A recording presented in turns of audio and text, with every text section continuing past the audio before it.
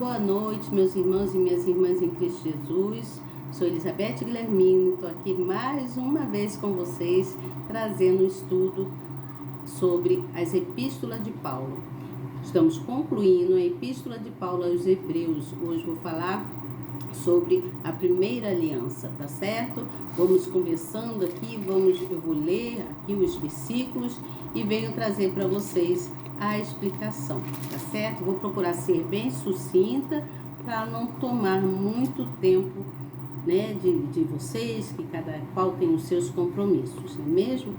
Então, eu vou ler aqui no versículo de número 1, fala assim, ó: ora, também a primeira tinha ordenanças de culto divino e o santuário terrestre, porque um tabernáculo estava preparado, o primeiro em que havia o candelabro, e a mesa e os pães da proposição ao que se chama santuário.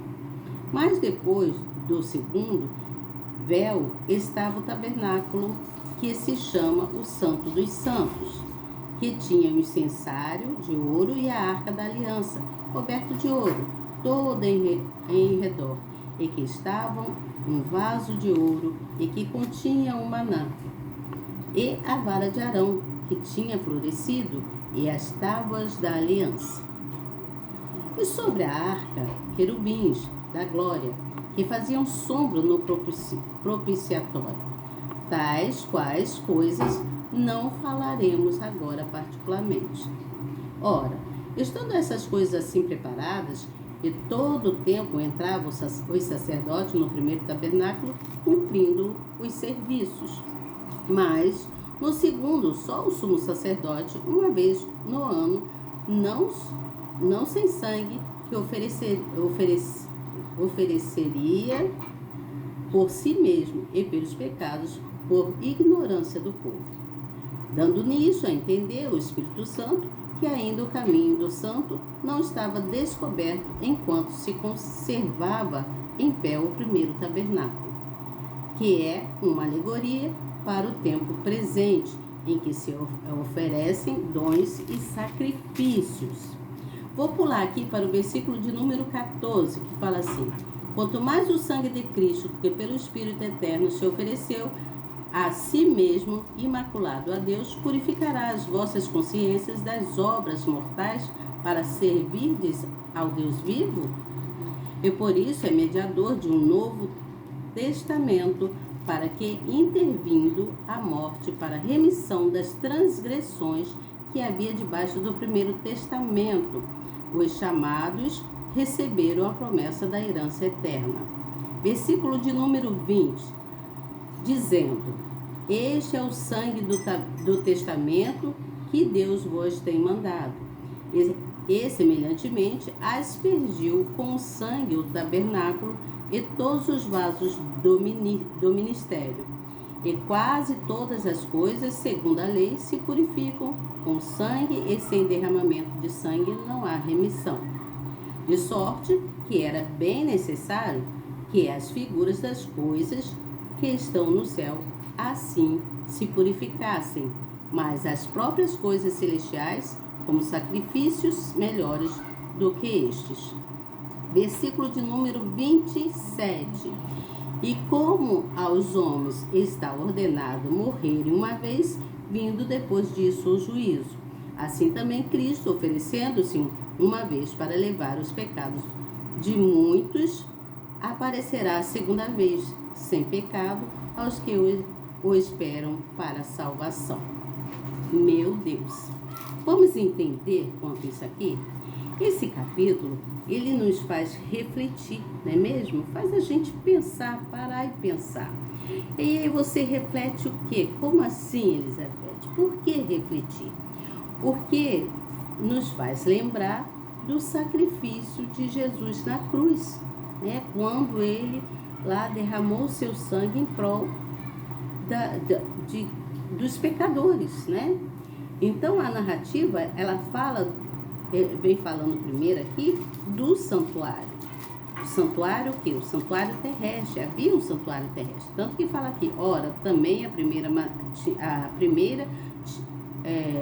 tinha ordenanças de culto divino e um santuário terrestre.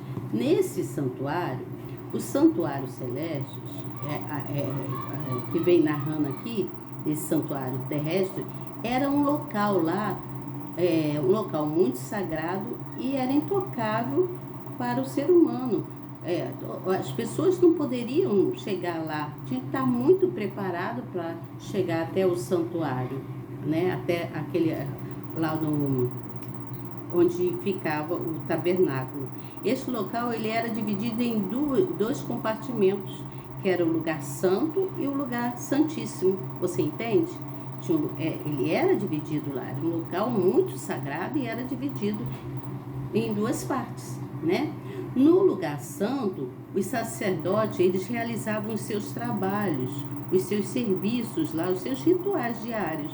Os sacerdotes, aqueles homens preparados mesmo, né, que eram muito tementes ao Senhor e procuravam fazer as coisas conforme se mandava na época, né? Tinha que estar muito preparado para estar ali naquele lugar, no lugar santo, né? Mas no santuário terrestre, eu disse para vocês que era dividido em dois, né? O santuário terrestre e o santuário terrestre, não, o lugar santo e o lugar santíssimo. O lugar santo era o terrestre. Ali era onde os hebreus eles realizavam sacrifícios de animais, né? Eram os cordeiros que eram sacrificados pelos pecados deles da época, dos hebreus. Você entende? E no santuário celestial era ali se refletia, se mostrava ali, era muito mais sagrado ainda, porque ali era como se fosse a habitação de Deus, porque lá ficava a arca, né? Lá ficava a arca e todas as coisas do Senhor Jesus. E ali era ensinado, lá no santuário celestial, era ensinado que o Senhor Jesus morreria, mas que ele iria para o céu e de lá ele seria o sumo sacerdote a direcionar a todos, a observar, a dar o direcionamento. Então todos deveriam buscar mais no Senhor. E o Paulo explicava sobre isso, o apóstolo Paulo explicava sobre isso. Aqui está falando assim, ó. Aqui diz assim, ó, vou ler para vocês que possam entender melhor. Aqui fala a primeira aliança. A primeira aliança ela possuía ordenanças, cerimônias, rituais e regulamentos que visavam ilustrar a realidade existente na habitação celestial de Deus, que eu falei, que era o lugar santo e o lugar santíssimo. O lugar santíssimo era a habitação celestial de Deus, né? Representava ali. E aí aqui fala também assim como um professor usa figuras para alfabetizar a criança, a fim de que ela entenda melhor, o Altíssimo usou símbolos e elementos para ensinar e preparar a humanidade para o seu plano de salvação.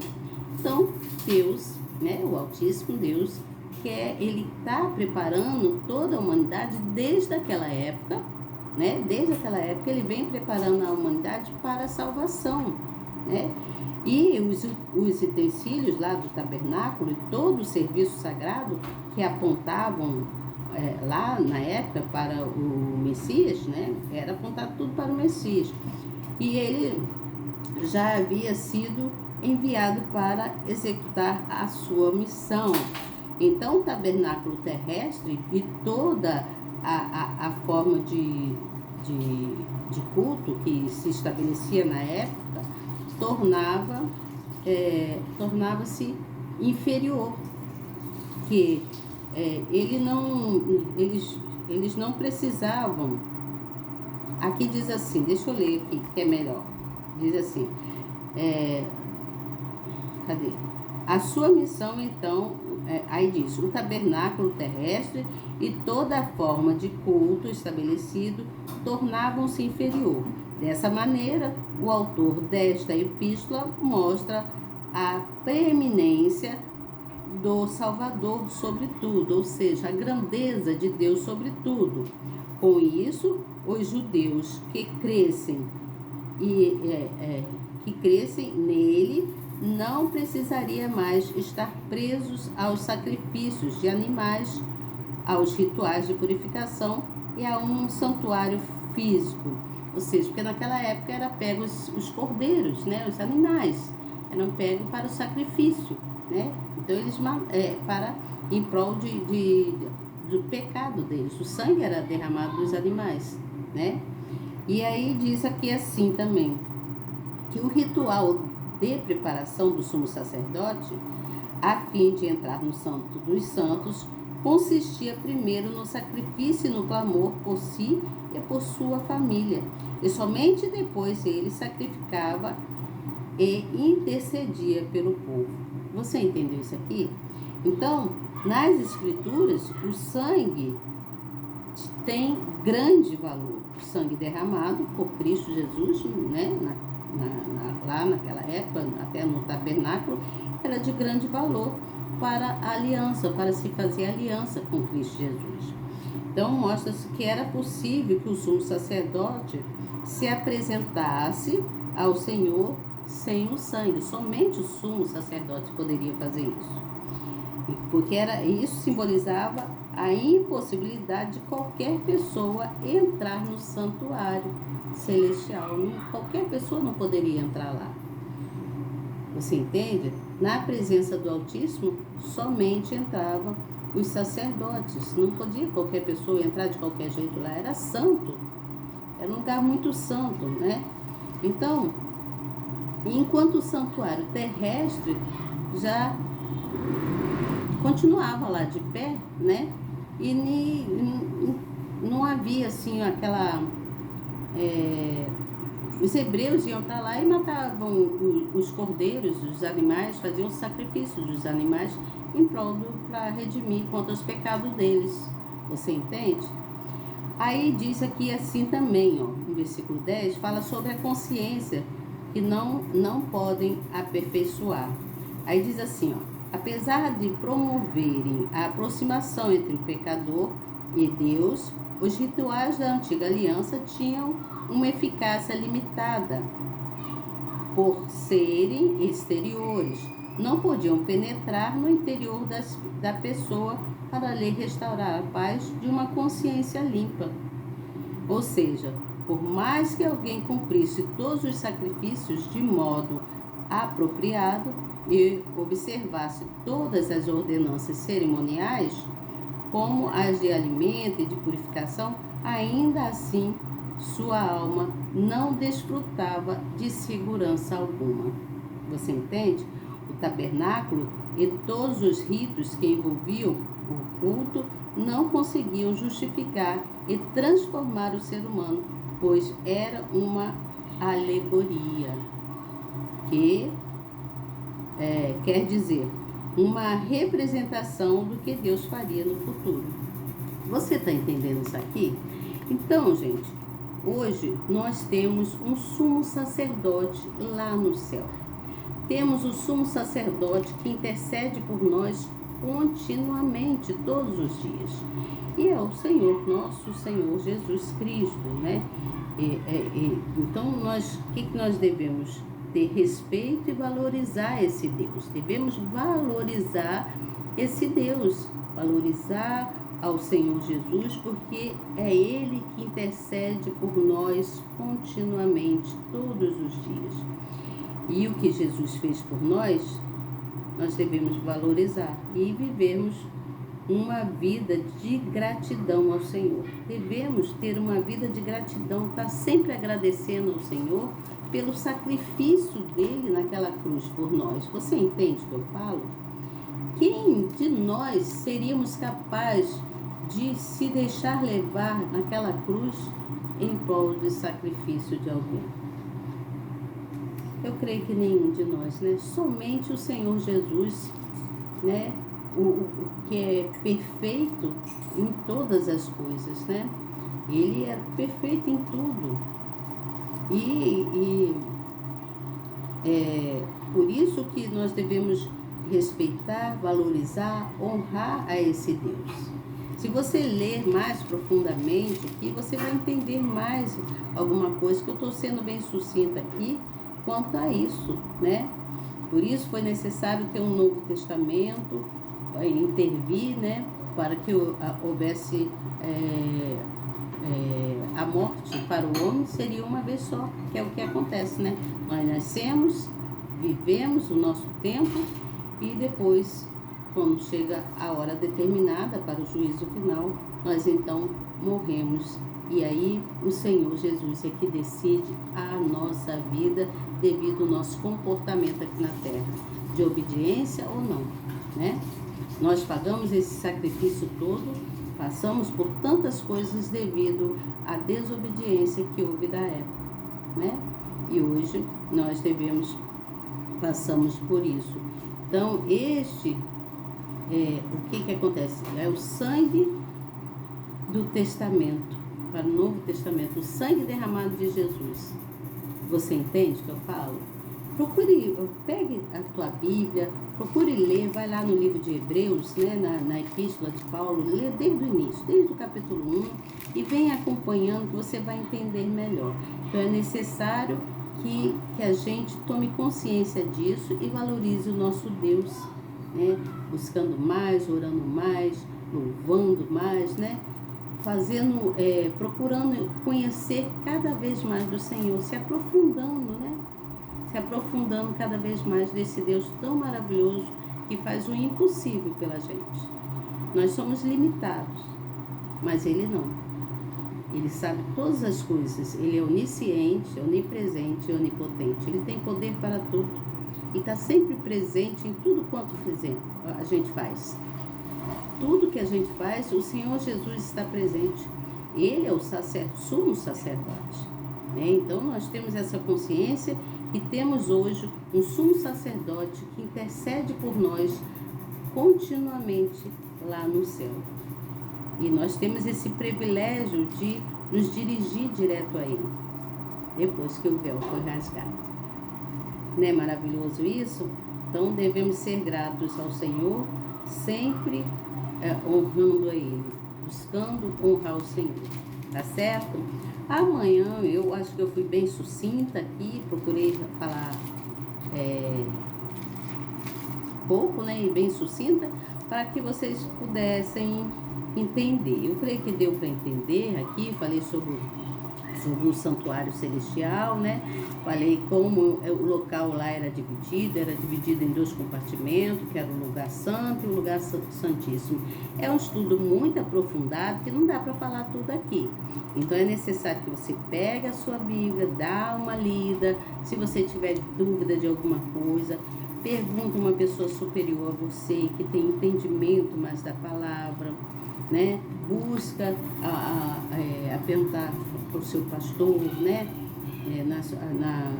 Onde você está acostumado a congregar, e conversa. Poxa, eu queria entender um pouco mais sobre isso aqui, pode me explicar como é que é isso, como é que houve naquela época, na verdade. Eu tenho essa necessidade de conhecer mais, eu quero aprender mais sobre o Senhor Jesus. E aí o pastor vai ficar muito alegre, e também o Senhor Jesus, que está lá no céu, né, o sumo sacerdote, está lá no céu observando todos nós, vai ficar felicíssimo e vai então te conceder muitas coisas boas. Acredite que com o Senhor Jesus podemos todas as coisas.